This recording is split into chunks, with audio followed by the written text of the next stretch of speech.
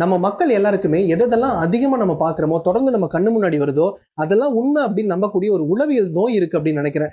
ஏன்னா ஆடு மாடு வளர்க்கறதுலாம் அவமானம், கேவலம், ஆடு மாடு வளர்க்கறதுலாம் ஒரு பொருளாதார கொள்கை அப்படின்னு சொல்றாங்க இல்லையா?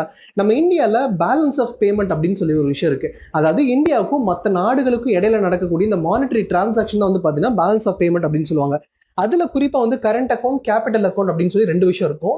நீங்க கரண்ட் அக்கௌண்ட்டுக்குள்ள வந்தீங்க அப்படின்னா visible part and invisible part அப்படின்னு இருக்கும். இந்த விசிபிள் பார்ட் வந்து பாத்தீங்கன்னா எவ்வளவு பொருட்களை வந்து இந்தியா வந்து மத்த நாடுக்கு வந்து ஏற்றுமதி பண்ணுது, எவ்வளவு வந்து இறக்குமதி பண்ணுது அப்படிங்கறத சொல்றதா இந்த விசிபிள் பார்ட்.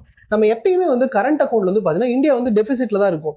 ஏன்னா நம்ம ஏற்றுமதி பண்றதை விட இறக்குமதி தான் அதிகமா பண்றோம். இந்தியா வந்து எதெல்லாம் ஏற்றுமதி பண்ணுது அப்படின்னா நம்ம engineering goods, petroleum products, pharmaceutical இதெல்லாம் அதிகமா ஏற்றுமதி பண்றோம். இதுக்கு அடுத்ததான் வந்து பாத்தீங்கன்னா ரைஸ், மீட்டு, பால் பொருட்கள், இந்த மாதிரி சீ ஃபுட்ஸ் இதெல்லாம் வந்து ஏற்றுமதி பண்றோம். ஆனா இந்தியா வந்து அதிகமா வந்து ஏற்றுமதி பண்றதை விட இறக்குமதி பண்ணிக்கிட்டு இருக்கோம். நமக்கு க்ரூட் ஆயில் வேணுமா அதிகமா இறக்குமதி பண்றோம், நமக்கு தங்கம் வேணுமா அதிகமா இறக்குமதி பண்றோம். அப்ப நம்மளுடைய ஏற்றுமதியில கவனம் செலுத்தணும். அப்ப எதெல்லாம் நம்ம ஏற்றுமதி அதிகரிக்க முடியுமோ அதுலதான் கவனம் செலுத்தி அதனுடைய உற்பத்தியை பெருக்கணும் அப்படிங்கறத நாம் தமிழர் கட்சி தொடர்ந்து சொல்லிக்கிட்டே இருக்கு.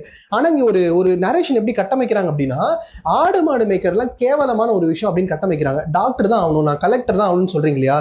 நம்ம தமிழ்நாட்டுல ரெஜிஸ்டர்ட் டாக்டர் அப்படின்னு எடுத்துக்கிட்டீங்கன்னா 1,50,000 பேர் தான் ரெஜிஸ்டர்ட் டாக்டர்ஸே இருக்கிறாங்க. அப்ப இந்த 1,50,000 பேருக்காக தான் இந்த ஒட்டுமொத்த சமூகமும் எங்கதான் என்ன கலெக்டர்ஸ் ஆகணும்னு சொல்றீங்க. யூபிஎஸ்சி எக்ஸாம் எழுதி பாஸ் ஆகக்கூடியவங்க இந்தியால மொத்தம் ஒரு வருஷத்துக்கு ஒரு 1000 இருந்து 1200 பேர்.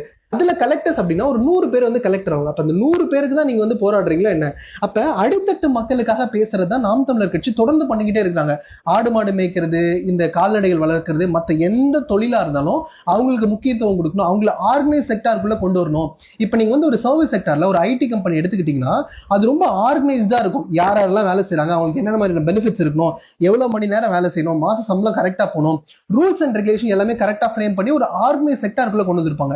அதை தான் நம்ம எல்லா மக்களுக்குமான ஒரு விஷயமா பண்ணணுங்கிறதா சொல்லிட்டு இருக்கோம். அப்ப அவங்களுடைய உற்பத்தி பெருகும்போது நம்ம நாட்டுக்கான இந்த ஃபாரெக்ஸ் ரிசர்வ் அப்படிங்கிறதும் அதிகமாகும்.